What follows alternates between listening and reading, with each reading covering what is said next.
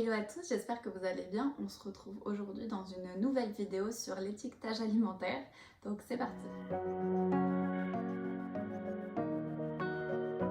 Donc quand on commence à s'intéresser à ce qu'on met dans son assiette, à ce que l'on mange, ce qui est bon pour nous ou pas, évidemment on va être obligé de passer par la lecture des étiquettes. Donc c'est pour ça que je fais cette petite vidéo. On va faire quelques points sur l'étiquette en elle-même et puis ensuite on parlera du Nutri-Score et de Yuka. Donc c'est parti. Alors en commençant par l'étiquette, la première chose que l'on va faire c'est regarder la déclaration nutritionnelle. La déclaration nutritionnelle c'est ce petit tableau avec les nutriments et les quantités. Donc première chose qu'il faut voir, c'est que ces quantités sont données pour 100 grammes. Si vous avez deux produits que vous voulez comparer et qui se consomment dans des portions différentes, vous n'allez pas bien pouvoir les comparer. Donc on met tout sur la même base, ça a été 100 grammes qui a été choisi. Donc on compare deux aliments pour 100 grammes les deux, sinon la comparaison n'a aucun sens. Donc c'est la première colonne. Parfois vous avez aussi des colonnes avec par portion ou par biscuit si c'est un gâteau ou quelque chose comme ça. Mais pour comparer du coup ce qu'on va utiliser c'est la colonne 100 grammes. Et puis ensuite si vous voulez calculer vos apports il faudra passer au grammage par portion. Mais bon là on ne parle pas du calcul des apports donc on va rester sur la base de 100 grammes. La deuxième chose que vous pouvez voir c'est que en dessous des lipides vous avez une ligne dont acides gras saturés. Donc c'est écrit dont acides gras saturés, c'est bien que c'est déjà comptabilisé dans les lipides. C'est pas un grammage qu'il faut additionner, c'est juste quelque chose qui fait partie de la ligne au-dessus. Donc nos acides gras saturés, c'est ce qu'on va essayer d'avoir le plus faible possible. Donc ici, on va l'utiliser donc pour comparer des produits équivalents, savoir lequel on choisit entre deux produits équivalents. Et donc cette ligne acide gras saturé, on la veut la plus faible possible. Si vous avez lipides 10 grammes et acide gras saturé 9, c'est pas bon. Par contre, si vous avez lipides 10, acide gras saturé 1, là c'est bon. Ça veut dire que les 9 autres, ce sont des acides gras insaturés, parmi lesquels on a oméga 3, oméga 6, oméga 9, tout ça. De la même façon, en dessous des glucides, vous avez dont sucre. Pareil, cette ligne de sucre n'est pas ajoutée, elle fait déjà partie des glucides, mais ça vous indique la qualité des glucides.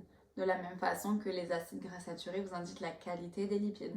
Donc ici, pareil, on va essayer d'avoir cette ligne la plus faible possible, ce qui veut dire que les glucides restants sont des glucides complexes qui, eux, sont tout à fait OK. Ensuite, pour ce qui est de la liste des ingrédients, alors il y a trois petites choses qu'il faut vérifier. La première, avant même de commencer à lire, c'est la taille de la liste. Si vous avez une liste avec 15 lignes, on part pas bien. La deuxième chose qu'il faut savoir, c'est que les ingrédients ne sont pas mis dans n'importe quel ordre, ils sont mis dans l'ordre décroissant. C'est-à-dire que le premier ingrédient sera celui en plus grande quantité et plus vous allez avancer dans la liste, les derniers seront en quantité minime. Par exemple, si vos céréales vous disent avec des vrais morceaux de framboise sur le marketing, on va reparler du marketing, mais que vous voyez les framboises tout en bas de la liste, vous allez en avoir 2 dans votre paquet de céréales, quoi. Donc voilà, l'ingrédient que vous cherchez, vous pouvez avoir une idée de ce qui se trouve dans le paquet en fonction de où est-ce qu'il est placé dans la liste. Et la troisième chose que vous pouvez voir, c'est tout simplement le nom des ingrédients. S'il y a des noms d'ingrédients que vous ne connaissez pas, dont vous n'avez jamais entendu parler, que vous ne comprenez pas ou parfois même que vous galérez à lire, c'est normal. C'est parce que c'est pas des produits naturels, tout simplement, en général. Vous connaissez à peu près tout ce qu'on peut retrouver comme aliment. Si un aliment que vous voyez dans une liste, vous ne le connaissez pas, ne le mangez pas. Voilà. Alors, premier petit exemple de comparaison, j'ai pris 2 sauces tomates. Donc ici, vous voyez la première, la liste est super courte. Et puis ensuite, donc ici, on va plutôt regarder les glucides. Donc on a 5,2 pour les glucides et 4,8 de sucre. Deuxième petite sauce, on prend toujours quelque chose de similaire pour comparer. Ici, on a 8,2 de glucides, donc presque 7 de sucre. Donc c'est beaucoup plus que la première. Pour cette raison, on choisira plutôt la première. L'avantage par contre, c'est que la liste d'ingrédients est toujours très courte. Alors, deuxième catégorie d'aliments, ici, donc c'est des biscuits, donc on voit la liste qui est étonnamment longue. Par contre, les aliments donc, sont d'abord farine et ensuite chocolat, ce qui est plutôt une bonne nouvelle. Et on va comparer ça donc avec des Twix. Donc ici, la liste d'ingrédients est beaucoup plus courte. On ne dirait pas, mais en fait, elle est en 3 langues ici. Par contre, les ingrédients dans l'ordre, sucre et sirop de glucose, pas ouf, clairement pas ouf. Donc entre ces deux-là, on préfère les granolas. Et puis, pas pour les comparaisons, mais pour bien regarder la qualité des nutriments. Donc ici, on voit lipides 91,6, bon, normal, c'est de l'huile. Mais parmi ces 91%, on n'a que 12-13% d'acides gras saturés, ce qui veut dire que tous les autres sont des acides gras insaturés, ici pour de l'huile d'olive, des oméga 9. Et donc ça, c'est cool. Dernier petit point que je voulais préciser, dans des aliments comme ça, comme les pâtes, alors en fait, ici, c'est le grammage pour les pâtes crues. Quand on va les faire cuire, si vous faites cuire 100 g de pâtes, à la fin, vous allez vous retrouver avec 200 g. Sauf que c'est pas pour ça qu'on doit multiplier par 2 les quantités, parce qu'en fait, les pâtes se seront simplement gorgées d'eau. Donc du coup, ça c'est quelque chose auquel il faut faire attention. Les grammages ici sont pour les pâtes crues. Et donc là, on voit glucides 70, dont sucre 3, ce qui veut dire que les 67 autres, ce ne sont que des glucides complexes, et ça, on aime. Donc je pense qu'on peut faire un petit point sur le marketing. Alors, on a beaucoup entendu parler du skyr. On m'a posé la question, est-ce que c'est bon pour la santé? Est-ce qu'il faut que j'achète du skyr, etc. Honnêtement, non. Ça ne vaut absolument pas son prix. Tout le prix n'est basé que sur le marketing. Je suis désolée de vous dire ça. J'ai pris des chiffres, tout simplement, pour vous montrer ce que je veux dire. Alors, j'ai trouvé du skyr sur mon application Carrefour, tout simplement. Alors, un skyr de la marque Carrefour, c'est même pas une grande marque qui vend ça encore plus cher. Donc, du skyr de la marque Carrefour, dont je l'ai trouvé à 8,9 g de protéines pour 100 g et 0% de matière grasse. C'est un des autres avantages du skyr. Et donc, c'était vendu 4 fois 100 g, 1,99 €. Donc, ça fait 5 € le kilo. Et j'ai trouvé des petits Suisses, toujours 0% de matière grasse, pour pouvoir intervertir les deux si jamais vous voulez absolument qu'il y ait 0% de matière grasse. J'ai trouvé des petits Suisses 0% de matière grasse à 9,7 g de protéines pour 100 g et qui étaient vendus 3,12 € le kilo. Donc plus de protéines, moins cher. Pourquoi acheter du skyr? Et encore là, ce que j'ai trouvé, c'était des petits Suisses Gervais. J'ai trouvé ça, je me suis arrêtée de chercher, mais si vous prenez la marque Carrefour pour être vraiment au même équivalent, j'imagine que vous pourrez le trouver encore moins cher, donc voilà. Et ce n'est qu'un exemple, vous pouvez faire ça pour des tas et des tas de produits. Donc faites attention au marketing, tout ce qui est écrit en gros sur le paquet, tout ce qu'on essaie de nous vendre, tout ce qui est répété dans les pubs, c'est qu'on veut vous faire acheter. Donc analysez par vous-même, peut-être que c'est bien, peut-être pas toujours. Donc voilà, n'oubliez pas que vous pouvez aussi vérifier les infos qu'on vous donne. En tout cas, si vous préférez au goût le skyr, très bien, hein, vous pouvez faire votre choix, mais c'est bien d'avoir toutes les informations avant de prendre sa décision. On peut passer du coup au Nutri-Score. Alors, le Nutri-Score, c'est pas si récent que ça, c'est même plutôt vieux. J'ai regardé donc du coup sur le site République Française, hein, je suis allée sur le site officiel pour trouver les infos. Alors, ça a été créé en 2016 et donc c'est obligatoire depuis janvier 2021. Pourquoi est-ce que ça a été rendu obligatoire?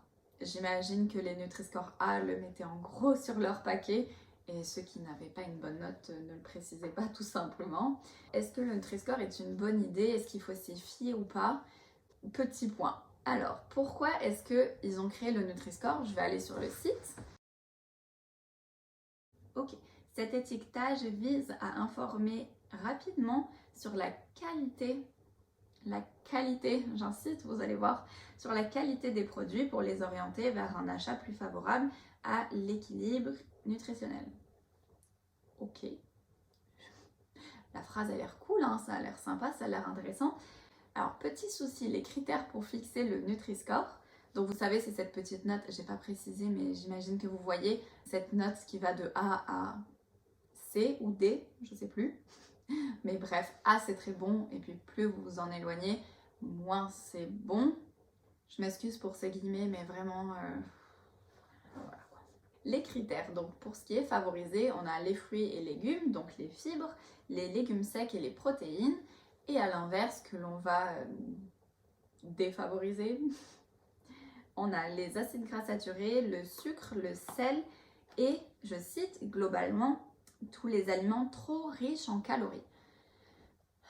Et là, on va se retrouver avec le problème, c'est que tout ça n'est fixé par algorithme qui ne juge que les quantités. Et donc du coup, pas du tout la qualité, il n'y a pas du tout la nuance que vous pouvez faire quand vous lisez la liste des ingrédients, quand vous lisez la déclaration nutritionnelle. Vous pouvez avoir un jugement, une analyse, vous vous dites ok, il y a ça, ça, ça, mais d'un autre côté, je peux avoir ça, ça, donc ok. Donc ça, c'est la première chose, il n'y a absolument aucune nuance et c'est basé sur les quantités. Deuxièmement, on ne calcule que des quantités de macronutriments. Il n'y a pas de micronutriments qui est pris en compte, sauf le sel. Tout ce qui est fer, tout ce qui est calcium, tout ce qui est vitamines, tous les autres minéraux, tout ça n'est absolument pas pris en compte dans le Nutri-Score. Je trouve ça aberrant, voilà. Et donc du coup, dans ce que je disais tout à l'heure, quand on nous parle de qualité alors que seulement la quantité est jugée, vous allez vous retrouver avec une huile d'olive, avec un score horrible parce que trop calorique, mais c'est de l'huile d'olive, on ne va pas consommer 100 grammes d'huile d'olive, d'autant plus que l'huile d'olive apporte des acides gras essentiels dont on a besoin. Donc là encore, la qualité n'est pas prise en compte. De la même façon, des fromages qui sont très mal notés, parce que c'est gras et parce qu'il y a du sel. Alors c'est gras, oui, mais il y a aussi des protéines, il y a aussi énormément de calcium, c'est la première source de calcium. Est-ce qu'on nous en parle dans Nutri-Score? Non. Voilà. On voit l'énervement dans ma voix ou pas? Donc les avantages du Nutri-Score, s'il faut vraiment en trouver, ça peut être une première étape peut-être pour intéresser les personnes qui ne s'intéressaient pas du tout à ce qu'ils consommaient. Par contre, il ne faut absolument pas s'arrêter là, ça peut être une première étape pour se faire un premier avis, mais ensuite il vous faut chercher pourquoi et analyser par vous-même parce que votre jugement sera bien mieux qu'un algorithme qui dit oui, non, il y a des lipides, non, il y a des protéines, oui. C'est beaucoup trop, ouais, ça manque de nuances. Donc ça peut être un premier pas pour intéresser les personnes qui ne s'intéressaient pas du tout, mais ça ne doit absolument pas se substituer à votre analyse à vous. C'est hyper important. Autre gros inconvénient que j'ai oublié de mentionner, au fait que ce soit aussi facile de n'acheter que des produits notés A, c'est que pour les personnes sensibles au TCA, c'est un vrai poison quoi. Alors vous allez me dire, ça peut prendre du temps d'analyser nous-mêmes les déclarations nutritionnelles, les listes d'ingrédients. Alors oui et non. Oui, ça peut prendre du temps la première fois si vous ne l'avez jamais fait et que vous vérifiez tous vos placards. Là, on est d'accord, ça va prendre un petit peu de temps. Mais d'un autre côté, si vous connaissez les produits que vous achetez souvent, que vous savez bon, au final, ça prend pas de temps. Après avoir fini de tourner la vidéo, donc j'étais en train de faire mon montage, quand je suis tombée sur ces illustrations qui viennent du coup du site La Nutrition, en effet, je n'ai absolument pas parlé du fait que les produits transformés ne sont pas, sanctionnés et qui sont même plutôt bien notés. Donc on va nous encourager en mettant A sur des produits hyper transformés, voire même sur un McDo. La logique, je ne sais pas. J'ai oublié de préciser aussi, alors tout ce qui est analyse de l'étiquette, analyse des valeurs nutritionnelles, etc., vous pouvez le faire pour les produits que vous consommez le plus souvent, mais pour ce qui va être un aliment plaisir, ne regardez même pas la liste, on s'en fout. Le but d'un aliment plaisir, c'est de se faire plaisir, c'est pas de prendre l'aliment plaisir le plus sain que vous trouviez. S'il y a un chocolat aux noisettes que vous adorez, prenez le chocolat aux noisettes que vous adorez, on s'en fout de sa liste des ingrédients, de sa déclaration nutritionnelle, de son Nutri-Score, bref. Tous les aliments plaisir, ça doit rester du plaisir. Là, je parle des aliments que vous consommez fréquemment, tous les jours, quotidiennement, plusieurs fois par jour. Donc voilà, petit point hyper important, les aliments plaisir ne rentrent absolument pas dans cette vidéo. Et donc du coup, pour terminer, notre dernier point, ce serait l'application Yuka. Alors, je ne sais pas si c'est toujours très utilisé. Personnellement, je ne l'utilise pas. On en a beaucoup entendu parler, je me rappelle quand je faisais mes études. On en parle moins. Est-ce que c'est moins utilisé ou est-ce que juste les gens qui ont commencé à l'utiliser continuent? Je ne sais pas. Dites-moi si vous l'utilisez d'ailleurs. Parce que je sais qu'ils ont aussi une partie cosmétique, mais étant donné que je ne trouve pas la partie alimentaire fiable, j'ai pas envie d'utiliser la partie cosmétique, que pour le coup je n'ai pas les compétences pour juger. Donc si jamais vous avez des connaissances dans le domaine cosmétique, dites-moi si l'application Yuka est bien faite pour ça. Ce qui est de mon avis de l'application Yuka, on va tout simplement voir comment est-ce qu'elle est construite. Alors leur algorithme à Yuka prend en compte la partie nutritionnelle donc à 60% et cette partie est basée sur le Nutri-Score. Voilà, donc on va retrouver tous les problèmes que l'on a avec le Nutri-Score pour ce qui est de la partie quantité nutritionnelle, parce qu'on ne peut même pas parler de qualité encore une fois. Deuxième point, on a 30% de additifs. Et pour ça, je trouve ça hyper bien par contre, parce que les additifs, il n'y a pas de nuance à avoir. L'additif est nocif pour la santé, c'est non. L'additif n'a aucun risque pour la santé, ok. Vous pouvez utiliser Yuka simplement pour les additifs, les produits que vous consommez, que vous avez choisis. Vous pouvez les scanner, voir si niveau additif c'est bon ou pas, parce que évidemment on ne peut pas connaître par cœur tous les additifs et leur effet sur la santé. Donc pour cette partie-là, je trouve ça hyper intéressant. Et donc là, vous le voyez, 60% et 30%, il nous manque les 10 derniers. Les 10 derniers pourcents sont basés sur la dimension biologique, c'est-à-dire que si un produit a le label bio national ou européen, si le produit a un de ces deux labels, c'est ce qui va être valorisé dans les 10 derniers pourcents. Est-ce que c'est une bonne idée? Je sais pas, ni oui ni non en fait. Un produit bio n'est pas forcément plus sain ni moins sain d'ailleurs, c'est juste quelque chose de supplémentaire. Ça n'a rien à voir avec l'apport nutritionnel. Après, évidemment, si on peut éviter tous les pesticides nocifs pour la santé et pour l'environnement, bah ok. Donc, ok, je reviens sur ce que j'ai dit, c'est plutôt une bonne idée du coup. Ces 10 derniers pourcents de bio, bien que ça ne soit pas absolument essentiel. Encore une fois, un produit qui n'est pas bio peut être tout à fait bien fait aussi. Donc voilà. Petit récap sur Yuka, disons qu'il y en a 40% que j'apprécie et les 60% basés sur le Nutri-Score, je pense que vous avez bien compris mon avis sur le Nutri-Score. Donc voilà. Donc c'est tout pour ce petit guide sur l'étiquetage alimentaire et puis tout ce qu'il y a autour. J'espère que ça a pu vous aider. Dites-moi en commentaire si vous avez l'habitude de faire ça, de lire vos étiquettes, qu'est-ce que vous aimez bien lire ou pas. Ou si, au contraire, pour vous, c'est une corvée horrible et que vous ne faites jamais ça, je peux tout à fait le comprendre. Je pense que c'est un petit peu une déformation professionnelle, mais moi j'adore lire les étiquettes alimentaires, donc voilà. Dites-moi ce que vous pensez de tout ça en commentaire, et puis voilà, on se retrouve la semaine prochaine. Bye!